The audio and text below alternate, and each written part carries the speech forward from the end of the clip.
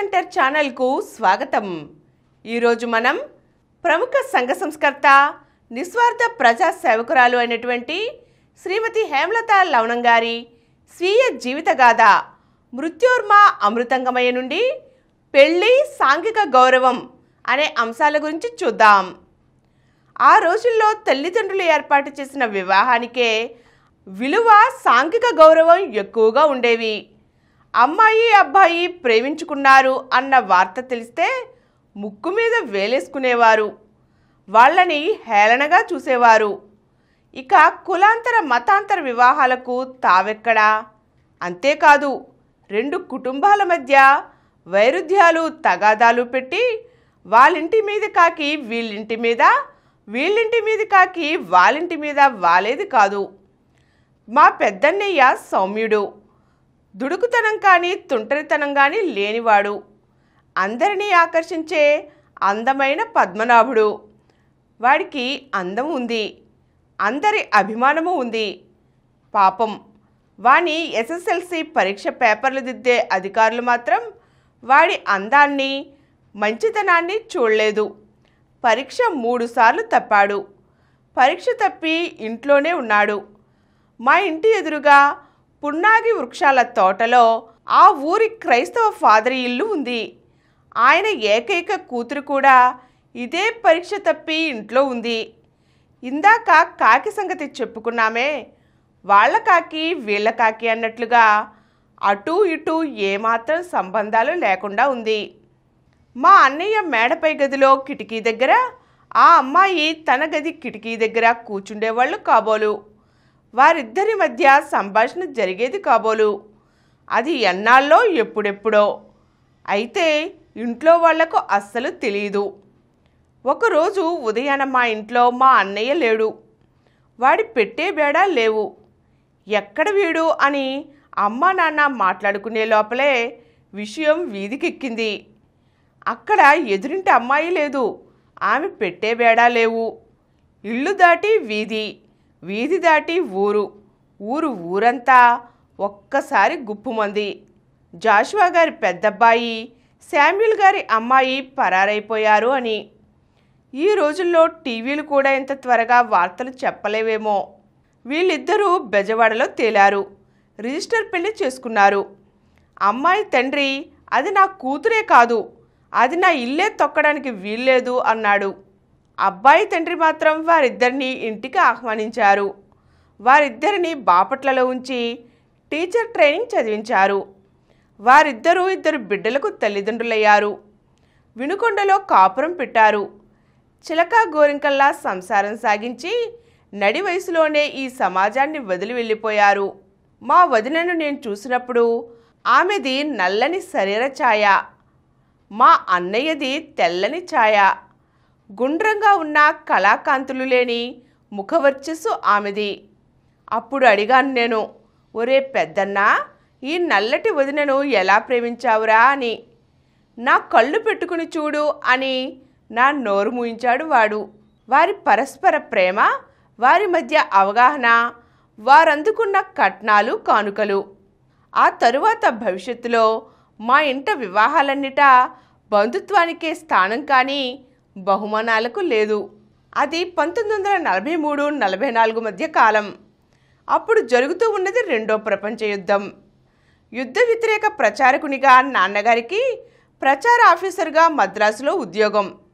యుద్ధం వల్ల ప్రజాజీవనంలో కష్టాలు నష్టాలు, పెరిగే ధరలు, తరిగే వస్తువులు, వీటన్నిటినీ దృష్టిలో పెట్టుకొని కూరగాయలు పెంచమని, ధరలు పెంచవద్దని, పొదుపు జీవితం గడపమని, యుద్ధం వద్దు శాంతి కావాలని పాటలు, పద్యాలు, తోలుబొమ్మలాటలు రచించి ఒక పెద్ద డ్రామా ట్రూపునకు తయారు చేసుకొని ఆంధ్రదేశమంతా తిరిగేవారు.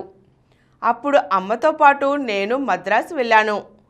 ఉన్న ఊరు వదిలి పరాయి చోటుకు వెళ్ళే ఆ కొత్త స్థలాలు, ఆ కొత్త మనుషులు, ఆ కొత్త భాష నాకు ఊపిరాడనివ్వలేదు. స్నేహితులు లేరు. మా వినుకొండ ఇంటిపై బెంగ, ఆ స్వస్థలంపై బెంగ ఉందని నాకు అప్పుడే తెలిసింది. అమ్మా నాన్నలతో పాటు నేను ఉన్నాను. అయినా వినుకొండ మీద బెంగ. ఆ ఊరికెళ్ళిపోదామని అమ్మను నేను రోజు విసిగించేదాన్ని. అప్పుడే యుద్ధం కూడా ముమ్మరంగా ఉన్న రోజులవి.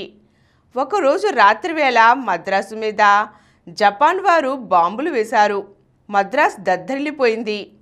వీధి వీధిన పేటపేటన జనం హాహాకారాలే. ప్రతి ఇంటికి అండర్ గ్రౌండ్ సొరంగాలు. రాత్రివేళ ఒక సమయంలో సైరన్ కూత వినపడగానే ఇళ్లలోని వారంతా ఆ సొరంగాల్లో దాక్కునేవారు. రెండో మారు సైరన్ వినపడినప్పుడు బయటికి వచ్చేవారు. మద్రాస్ హైకోర్టు, హార్బరు బాంబుల దాడిలో బాగా దెబ్బతిన్నాయి. ఆ రాత్రి మేము సొరంగంలో దాక్కున్నాం. ప్రమాదం అర్థం కాని చిన్నతనపు కుతూహలంతో బయటికి వచ్చి ఆకాశం వైపు చూశాను.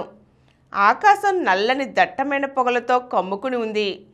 మధ్య మధ్య మెరుపులు కనపడ్డాయి. యుద్ధం అంటే కొద్దిగా అర్థమైంది. తెల్లవారింది. ప్రతి ఇంటి నుండి కొద్దిపాటి సామాను గబగబా సర్దుకుని అందరూ వెళ్ళిపోతున్నారు. మా నాన్నగారు కూడా వినుకొండ వెళ్ళిపోదామన్నారు. మేం కూడా ఇంటికి తాళం వేసి సాయంత్రం జనంతో కిటకిటలాడుతున్న మద్రాసు వీధులు దాటుకుంటూ సెంట్రల్ స్టేషన్లో కిటకిటలాడుతున్న రైల్లో కుక్కిన మూటల్లా పడి వినుకొండకు చేరుకున్నాం. ఆ సంవత్సరమే హీరోషిమా, నాగసాకిల మీద ఆటంబాంబులు పడ్డాయి. యుద్ధం ఆగిపోయింది. నాన్నగారి ఉద్యోగం ఊడిపోయింది. అందరం తిరిగి మద్రాసు వెళ్ళే పని లేక ఇల్లు చేరాం. యుద్ధమా, నీకు ధన్యవాదాలు అని అనుకున్నదేమో నా ఇంటి బెంగ. ఆ తరువాత కూడా ఈ ఇంటి బెంగ నన్ను వదల్లేదు. నేను పరాయి ప్రదేశానికి వెళ్ళగానే ఇదిగో నేనున్నా అంటూ ఇంటి బెంగ వచ్చేసేది. ఆ యుద్ధపు రోజుల్లోనే నేను ఒక పుస్తకం చదివాను. రష్యా, జర్మనీ ఒకరిపై ఒకరు బాంబులు విసురుకుంటున్న రోజులవి. రష్యాలోని బాలబాలికలు కూడా తమకు వీలైనంత, చేయగలిగినంత శత్రువుకు ఆటంకాలు కలిగిస్తూ ఎదుర్కొనేవారు. ఇలా బాలబాలికల వీరోచితమైన కార్యాలను ఆ పుస్తకంలో రాశారు. ఆ పుస్తకం ఎంతో ఆసక్తిగా చదివాను.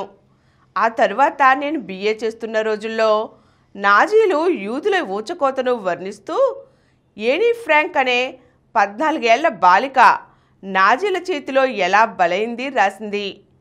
అజ్ఞాతంలో ఉండి ఆ బాలిక రాసిన డైరీ ఆ తరువాత నోబెల్ బహుమానం అందుకున్నది.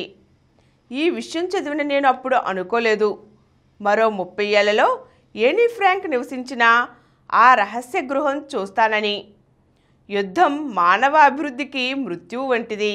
ఈరోజు మనం పెళ్లి, యుద్ధాల గురించి హేమలత లవణం గారు తన అనుభవాల గురించి ఏం చెప్పారో తెలుసుకున్నాం కదండి. మరో చక్కని అంశంతో మళ్ళీ కలుద్దాం.